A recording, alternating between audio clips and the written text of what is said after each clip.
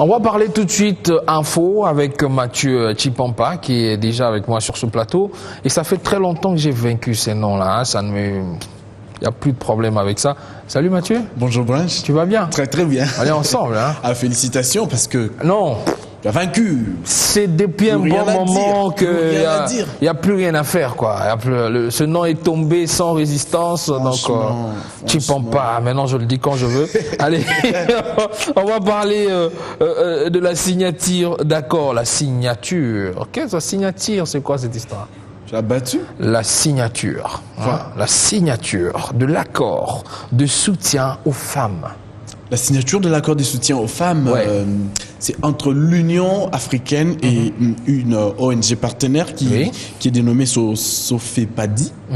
Alors, c'est dans le cadre de la consolidation de la paix dans la partie est de la RDC. D'accord. C'est vrai qu'il y a un certain nombre de femmes qui sont victimes de violences sexuelles en temps de conflits armés.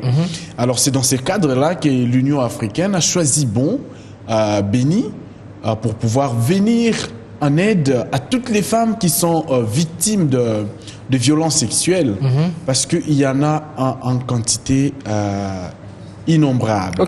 Innombrable de ce côté-là.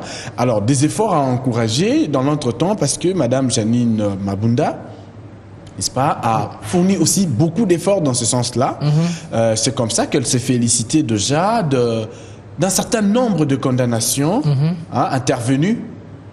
Condamnation de policiers et des militaires qui ont été trouvés tenus responsables. Il y a eu même un procès. Il y a eu même un procès il n'y a pas très longtemps. Il y a eu un procès. Voilà. Alors, c'est toujours dans le cadre de la consolidation de la paix. Voilà. Et ce que nous disons, c'est plein succès à toutes ces voix qui s'élèvent pour dénoncer les violences faites aux femmes et tout cela qui viennent en aide aux femmes victimes de violences sexuelles en période de conflit armé. D'accord, pour que cela ne se répète plus. Voilà. Allez, on finit avec l'Assemblée nationale. On finira avec l'Assemblée nationale. Vous savez qu'il y a quelques jours, on a vu le temple de la démocratie transformé en un ring de boxe. Un grand ring. Un peu quelque chose comme ça. Ça n'a pas plu aux yeux du tout. Ça n'a pas du tout plu aux yeux. On a dit que chacun pouvait respecter l'opinion de l'autre. Le contredire au perchoir, c'est mieux que finir sa course sur le corps d'un député. Alors c'est dans ce cadre-là que les députés, les 6 députés, qui étaient donc cités dans cette bagarre, si vous me permettez de l'appeler. Bien sûr. Il y a eu quand même échange de coups. Faut appeler le chat par son nom, le chien par son nom. L'honorable Tchambé Égide Oué Capiro, l'honorable Bassangou Léon, Apalata Bienvenue, l'honorable Massanza Godefroy, l'honorable Kazemoudrou, Jean-Pierre. Ils ont écopé de 3 mois de suspension. Ils ne vont pas prendre part aux plénières pendant 3 mois, avec privation de leur émolument dans les 3 mois. Au moins, c'est une sanction didactique pour dire qu'on est en démocratie, bien, mais écoutez, ça doit se faire de la bonne façon. Voilà. Alors, ils ont la possibilité... Avec les mots. Pas avec les mains. Avec les mots, oui. Alors, ils ont la possibilité d'interjecter, de faire recours contre cette décision. On ne sait pas encore si la décision sera revisitée, mais quand même, déjà, jusqu'à 1 heure de cette émission, ils sont encore suspendus. Et voilà, c'était à propos de la motion de défiance initiée contre le ministre Rémi Moussoungaï, à propos de la gestion de fonds, la construction d'une cimenterie au Kisangani. Donc, on se dit que il a demandé qu'on attende qui n'était pas concerné par ce dossier, qu'il était lui aussi passionné par la situation de la cimenterie, mais qu'il n'était pas question d'interpeller un ministre par sentiment ou pour rien. Les autres amis n'ont pas, c'était Valentin, les autres amis n'ont pas supporté son point de vue, surtout avec le retrait d'un certain nombre de signatures qui avait donné lieu à la détention, le vote de cette motion. Donc, ça n'a pas du tout marché. Ils se sont réglés leur compte. Mais en même temps, il a annoncé avoir saisi le procureur général de la République en demande de la levée d'immunité pour tous ces députés-là, afin de permettre l'exercice de poursuites judiciaires cette fois-ci. Dans l'entretemps, il y a possibilité qu'au niveau du parti, des sanctions disciplinaires s'en suivent. Si justement la commission... C'est une chaîne, ça s'arrête pas. Oui, c'est une chaîne. Oui. Parce qu'on est à la fois responsable dans son parti politique, on est citoyen, on peut répondre de ses fautes devant la justice, on est député, on peut perdre aussi sur le plan disciplinaire. Donc... les sanctions peuvent se suivre, mais c'est un dossier à suivre. Merci beaucoup Mathieu pour toutes ces informations. La rédaction de Bio1, elle est opérationnelle et au point, voilà, pour toujours vous informer en temps et en heure de l'évolution, bien sûr, de tout ce qui se passe à travers le monde, pas seulement à Kinshasa. Le rendez-vous, on le connaît déjà. Voilà. Donc merci et bonne journée à toi. C'était un plaisir. Merci. Fierté, dignité. Oh, I'm not, yeah. Biso, bona kongwe bonga ezo senga se biso. Bona kongwe change ezo zela se biso. Yo nangana ye, biso, biso, biso. Allez, Cannes 2015, quelles sont les nations qui pourront être qualifiées ou qui sont déjà qualifiées? Est-ce qu'on y est, on n'y est pas? Est-ce qu'on doit sortir notre calculatrice habituelle? Je pense que oui. Mais Stone va nous le dire. Salut Stone. Bonjour Branche. Comment tu vas? Très bien, merci. Et vous? Ça va, ça marche. Du moment que je sais déjà qu'il faut une calculette, je ne me pose pas trop de questions. Il faut calculer pour l'équipe nationale. On y va, donc voilà, aujourd'hui c'est la toute dernière journée pour les éliminatoires de la CAN Guinée équatoriale 2015. Oui. Donc c'est les 19 aujourd'hui que nous allons connaître les 6 dernières nations qualifiées, puisque 10 ont déjà leur place pour la phase finale qui va se jouer en Guinée équatoriale. Donc là, on va d'abord commencer avec la situation du groupe D où la RDC se trouve.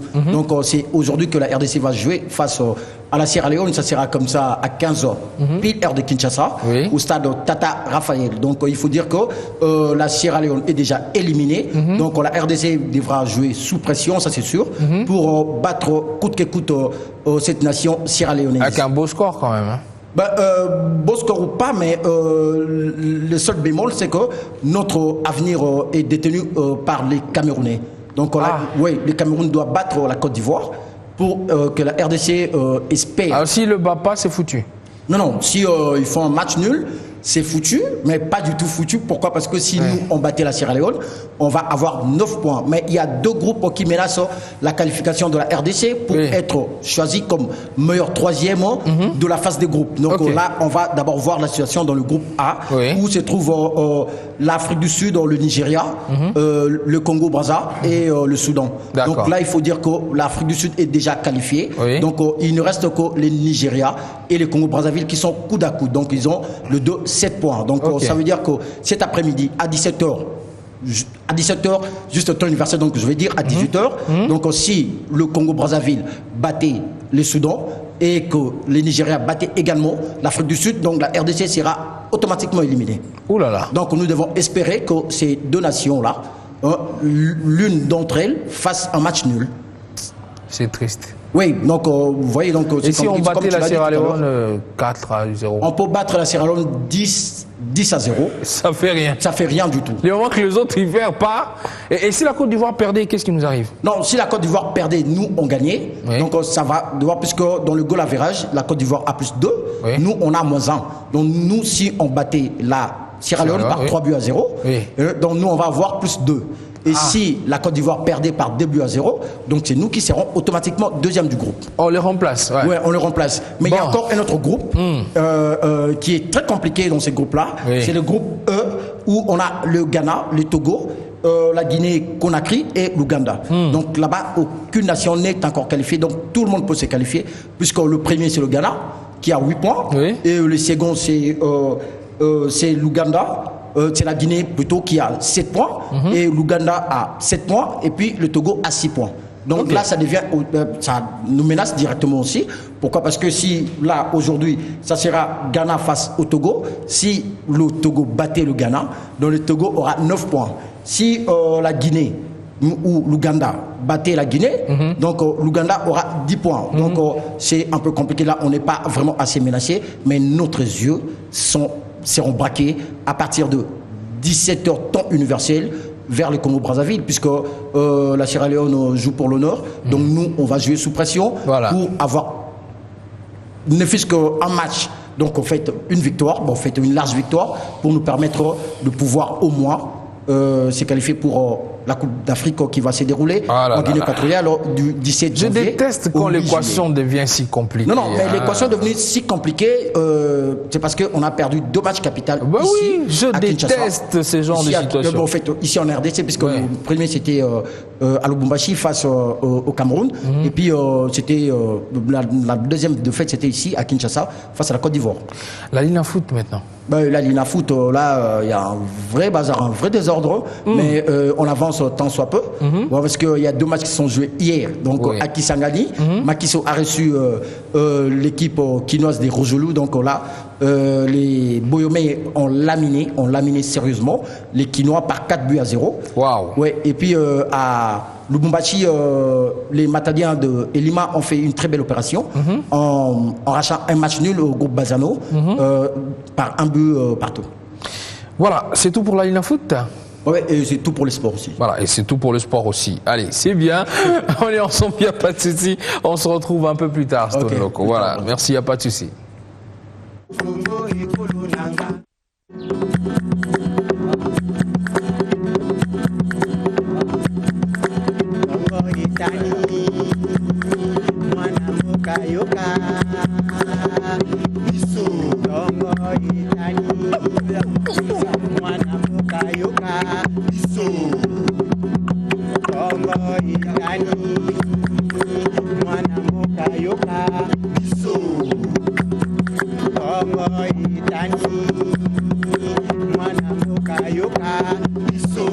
Merci à mes jeunes frères de C4, à l'occurrence Hiro Lecoq, Shengatori, Djibrose Rose, Bombastique et DCK Valbuena. Donc on est ensemble, il n'y a pas de souci. Grady, est-ce que tu es là? Je suis là déjà. Ah, en place? Oui, en place. Mais je t'ai pas vu danser le Tchingide. Non, je ne sais pas danser en fait, je danse pas. Mais on va faire comment pour le mariage là même? Parce que celui qui se bat dans ce Tchingi, elle ne sera pas mariée. Non. Maintenant, si c'est seulement pour les Tchingi, je préfère ne pas me marier. Hein. Est-ce que tu pourras même? Non, mais ça c'est sûr. Si c'est seulement pour ça, là, je préfère ne pas te marier. Si c'est seulement pour les Tchingi, je ne me marierai pas. Eh bien, il faut assumer, hein, tu ne te maries pas et tu ne vas pas faire le likango aussi. Hein. Mais qu'est-ce qu'il raconte celui-là? Ah oui, parce que non, je ne me marie pas, mais le likango, je fais quand même. Non, pas le likango non plus. Ah oui, pas ça. Tu restes comme Manuari Tenengapeta. Il n'y a pas de souci. D'ailleurs, on la célèbre. Hein. La sœur Anuarite, il y a une grande organisation, activité qui sera faite dans ce sens-là. Il y a même des pagnes qui sont vendues à son effigie pour se souvenir de cette grande dame de foi. La foi que tu n'as pas, hein, Grady, mais ça fait rien. On parle Facebook. Alors, on est là sur Facebook. Merci quand même, Branch, pour le coup de pouce sur la date. C'est très gentil de ta part. Je m'en souviendrai. Alors, pour Facebook, ce matin, on s'est décidé au fait d'honorer 2 personnes. Quand je dis personne, c'est pas directement personne, mais sont plutôt des personnes morales. Alors, donc, c'est plusieurs personnes derrière un seul nom, comme par exemple avec Maré, qui publie « Le bonheur réside dans la richesse du cœur et la simplicité ».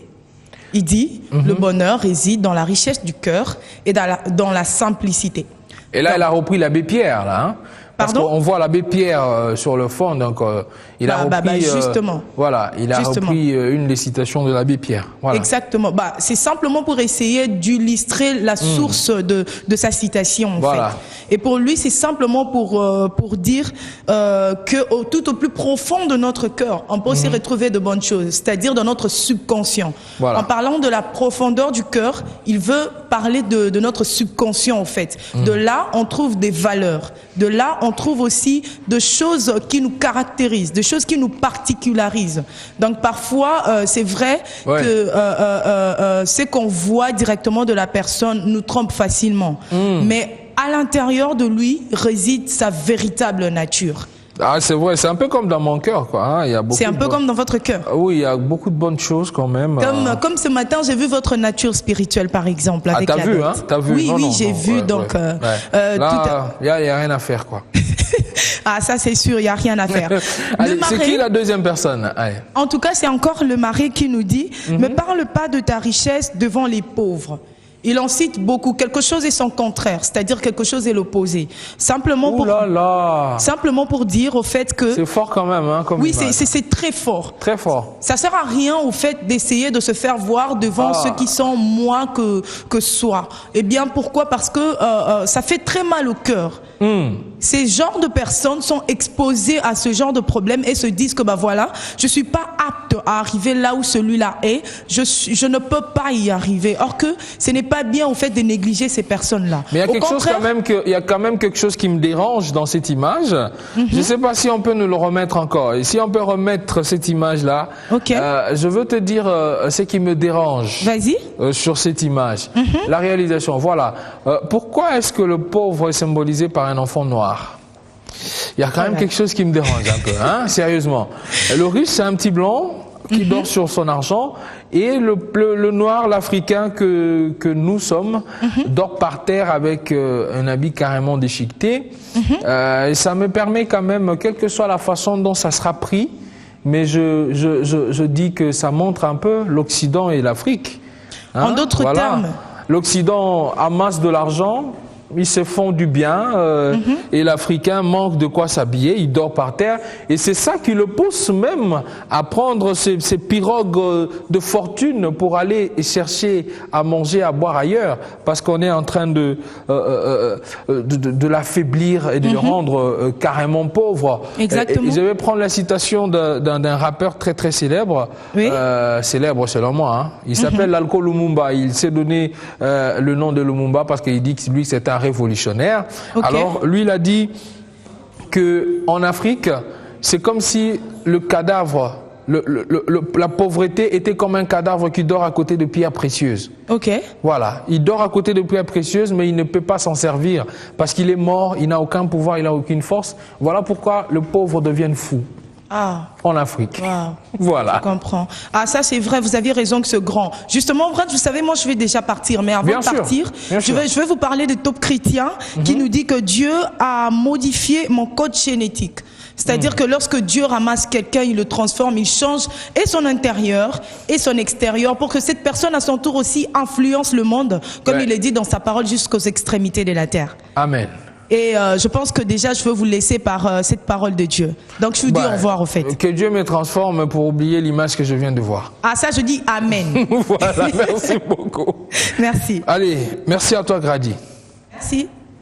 Simple rêve du Papa Wemba. C'est comme moi j'ai fait un simple rêve. Et dans ce rêve, je me suis vu en train de présenter On est ensemble, Star Africa. Et il y avait Émilie Oleko qui regardait. C'était un simple rêve, hein. Et puis dans l'autre rêve, il y avait aussi Fanny Sea qui regardait. Bon, je ne sais pas si c'est réel ou pas, mais c'est un simple rêve. Dans ces rêves-là, il y avait Émilie Oleko qui regardait le légendaire en train de présenter, Fanny Sea aussi. On pourra vérifier plus tard si c'était pas seulement un simple rêve. Mais là, on est dans notre dossier qui parle de l'immigration. Et croyez-moi, lorsque vous avez vu la photo comme moi dans Facebook, bien sûr. Et je pense que ce sont quand même aussi ces genres de stéréotypes-là, ces genres de photos-là, qui font que quand même les gens se disent il faut que je parte. Carrément. Parce qu'il y avait quand même un bébé blanc sur 2 millions et un petit noir carrément délabré qui dormait par terre. L'Afrique. Ça dit tout, hein, entre guillemets quand même. Allez, qui nous introduit tout ça? Alors, on va parler immigration, ce mouvement des masses qui amène des sujets des patries ailleurs, vers d'autres patries, forcément. Donc, d'un milieu à un autre, quitte son milieu pour un autre. Alors, ce phénomène nous pose quand même quelques problèmes. Alors, nous en parlons parce que ça nous pose quand même quelques problèmes. Au-delà de l'avantage de ce que c'est normal que quelqu'un se déplace.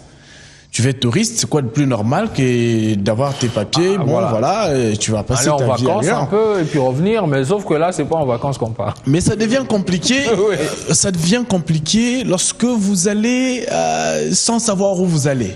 Qu'est-ce que vous allez faire? Rien n'est connu, mais vous allez quand même parce que il fait beau vivre ailleurs. Il faut que je parte. Alors, ça nous dérange parce qu'il y a un problème de fuite des cerveaux. Ah oui.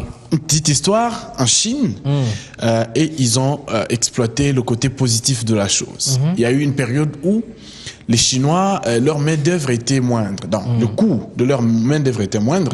Ce qui faisait que les Chinois voyageaient en grand nombre vers les pays développés. Ils étaient utilisés là-bas. Ils n'étaient pas payés comme les nationaux, mais ils apprenaient. Et puis ils sont revenus, ils ont ramené le savoir. Chez eux, ils ont ramené les savoirs. Et ça fait de jour meilleur en Chine. Aujourd'hui, on peut utiliser la main-d'œuvre. Sauf que Stone, ici chez nous, on ne revient pas. Souvent, non. Non, mais ici, chez nous, on va revenir avec quelle politique? Pourquoi? Parce que, vous le savez, la diaspora aujourd'hui pose un problème criant. Vous le savez, tous les mouvements qu'il y a aujourd'hui dans ces pays, on va dire dans ces pays occidentaux. Oui. Parce qu'il y a nos compatriotes qui réclament que nous, ils sont congolais, mais ils ne sont pas considérés. Ils ne sont pas considérés là-bas ou ici? Non, ici chez nous. Pourquoi? Parce que ils ne votent pas.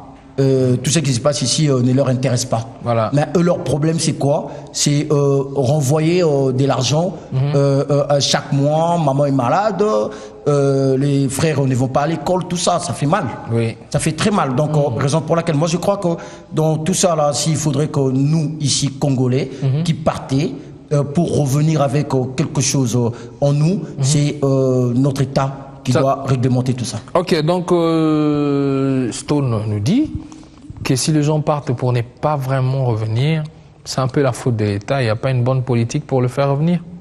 D'accord avec ça? Pas, non, oui? Bah, enfin, je suis vraiment neutre, puisque sauf que là, je fais un avis quand même. Comment? Sauf que là, je fais un avis. Oui, justement. Ouais. C'est-à-dire, ça dépend d'une personne à une autre. Ouais. Il peut arriver que je pars, par exemple, pour des raisons d'études, et que je partais réellement apprendre. Ouais. Et c'est fait que une fois là-bas, je trouve un travail qu'il faut, par exemple. Alors, on sait tous à quoi ressemble un travail. Qu'il faut. Oui. En Occident, bien sûr. Oui. Et on sait tous à quoi ressemble un travail. Qu'il faut aussi, entre guillemets, en RDC. Oui. Alors, du coup, on est en train de voir les avantages, les à côté, bon, entre nous, quoi. Alors, moi, je ne serais pas totalement contre l'immigration, mais je pense quand même, dans notre pays aussi, il y a des tas de choses qu'il faudra changer, quoi. Alors, je crois, à mon humble avis, un pays comme celui-ci, un pays riche, potentiellement, bon, finalement, ça devient comme une citation carrément. La RDC est un pays riche en minerais, tout ça là. Ça devient comme une chanson. Mais en réalité, on le voit pas, on le vit pas malheureusement. Or, pour le vivre, il faudra qu'il y ait de personnes justement qui s'y donnent à fond, à 100% pour changer les choses. Et qui sont Or, ces personnes? si ces personnes pensent que le bonheur chez l'autre, voilà. Alors là, il y a un hic, il y a un problème. Il y a un problème. Grand problème. Oui. Alors du coup, il faudra bien essayer de réveiller en fait les consciences pour faire comprendre à tous les Congolais, puisque moi, enfin, je suis tenté plus de parler du Congolais que je suis d'abord, puisque nous sommes tentés de voir combien sont les personnes qui sont même prêtes à vendre leurs parcelles pour simplement quitter notre pays, quoi. Bon, alors, lorsqu'une personne, Stone, je reviens à toi, lorsqu'une personne qui a une parcelle, qui est véhiculée, arrive à vendre tout ça parce qu'il doit aller en Europe, est-ce qu'on va dire que lui fait partie des gens qui veulent partir pour réussir? Non, mais parce que là, c'est quand même compliqué. Merci, Branche. Je voudrais rapidement rebondir à ce que vient de dire Cephas. Oui. Tu vois, par exemple, pour les raisons d'études, puisque je me rappellerai que nos parents avaient des parents pas riches, mais c'est l'État qui payait la bourse pour nos parents pour aller étudier en Europe. Mais automatiquement, ils étaient obligés de revenir. Pourquoi? Parce qu'ils dépendaient de l'État. Et l'État a compris que on doit envoyer des têtes ailleurs pour aller apprendre quelque chose, revenir, d'accord? Mais par rapport à ce que tu as dit, là, vendre la parcelle ou une voiture pour partir, en tout cas, moi, je ne l'encouragerai pas. Non, je me pose la question, cette personne-là, lui aussi, parmi ses arguments de départ, ça sera que je vais aller chercher mieux ailleurs. Non. Vu qu'il était déjà propriétaire ici. Non, attends, mais ça dépend, puisqu'on peut immigrer pour les bonnes causes. Je peux avoir une maladie incurable, ou ici, là, on a du mal à se faire traiter. Donc lui, s'il est malade, ça marche. Oui, mais s'il nous dit, je veux en Europe pour m'en sortir, là, ça n'a plus de sens. Dans les cas d'immigration. Et on signale quand même que sa maison qu'il a vendue, c'était à Gombe. Mais non, mais c'est bidon comme idée. Pourquoi? Parce que on est mieux chez soi, comme on dit, mais quand on va, on immigre souvent, quand on est dans une situation de précarité, on y va parce qu'on s'est dit que non, là-bas c'est l'Eldorado, on va là-bas gagner de l'argent, revenir ici avec une voiture et acheter une parcelle. Voilà. Mais comment tu vas vendre? Toi, tu as ça déjà. Mais déjà, pourquoi? Mais tu veux quand même partir. Non, l'idée, je crois que l'idée des CEFAS tient le coup, parce que la plupart de ceux qui vendent des parcelles, ce ne sont pas les propriétaires. C'est une parcelle de la famille. Oui. On est en galère, on ne peut plus rien. Il y a des propriétaires qui ont vendu aussi. Hein. Alors, on ne peut plus rien, mais je vois pas quelqu'un à la Gombe, à sa maison, envier l'Europe. Bon, enfin, attention, il y a des propriétaires qui ont vendu quand même. Hein. Ce serait un non, cas. Sérieusement, il y a. Je te dis, j'en connais, moi. Mais ce serait un cas sur 10. Il est le proprio, mais il a vendu. Non, mais ce serait un cas sur 10 quand même. Hein. Ah, c'est là la grosse question aussi. Alors, parce que maintenant, je voudrais qu'on réfléchisse aussi pour faire comprendre aussi à nos amis que oui, il y a un problème économique, peut-être c'est vrai. Il y a un problème où on n'a plus assez d'espoir d'émerger ici sur place, mais il y a aussi un grand problème de simple curiosité et de complexe aussi, qui amènent tous ces gens-là à risquer leur vie, parce qu'il y a des gens qui étaient déjà de cadres dans une de sociétés de la place, qui gagnait très bien sa vie, qui pouvait changer pas mal de voitures, même s'il n'a pas encore acheté de parcelle, mais du jour au lendemain, il dit non, mes colons sont dans ça, démarche, Simbi, na kenanga. Non, mais ça devient un cette rêve. Personne, ça devient un rêve, justement. Faut voir, ce n'est plus un problème économique. Il faut voir les choses dans leur réalité. On ne vit mieux que ce soir. On peut bien être ailleurs, mais il n'y a pas un État qui t'accorde des privilèges comme ton État. Oui. Ailleurs, tu peux exercer des fonctions, mais les lois interdisent l'accès à certaines fonctions. Voilà. Forcément. Les États qui se respectent, tu ne peux pas venir d'ailleurs et puis occuper les rangs d'un directeur. Non, ça veut dire que tu seras limité, quelles que soient les raisons. Moi, j'encourage que ce soit pour des raisons d'études. J'encourage que ce soit pour des raisons de tourisme, vous allez un peu pour revenir. J'encourage que ce soit pour des raisons de santé. Mais jamais aller comme ce qu'on voit dans l'île de Lampedusa. Vous voyez ça avec le Ouest africain. Il meurt et il te déclare que je voudrais bien mourir dans l'océan plutôt que d'être vivant en Afrique, bon sang. Mais non, ça, c'est quand même énervant. Mais il faut quand même signaler aussi que ce qu'on voit dans toutes ces embarcations-là, c'est parce que ça se passe du côté de l'Afrique de l'Ouest. C'est pour ça qu'on insiste plus sur l'Ouest africain, mais il y a des Congolais dedans. Bah oui. Il y a des Camerounais dans ces embarcations. Non mais Branch, moi je pense que l'immigration, je pourrais la résumer en une phrase. À la recherche du bonheur. Oui. Pour la plupart, en tout cas. Pour la plupart, mais aussi pour une grande majorité, ce n'est plus la recherche du bonheur, c'est un rêve.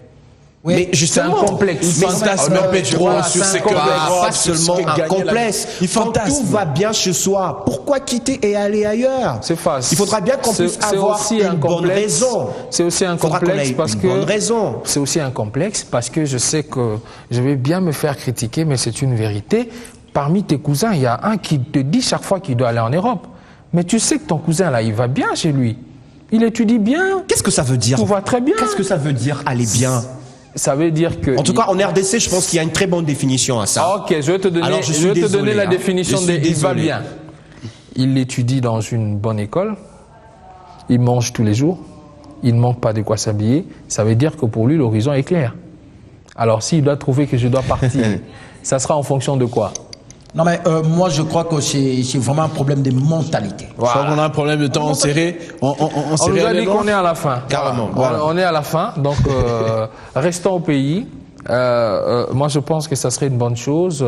Le gouvernement va nous aider aussi dans ce sens-là, à donner des opportunités aux jeunes. Le jeune aussi crée lui-même aussi des projets, parce qu'on ne doit pas tout te donner. Merci, au revoir et bye bye.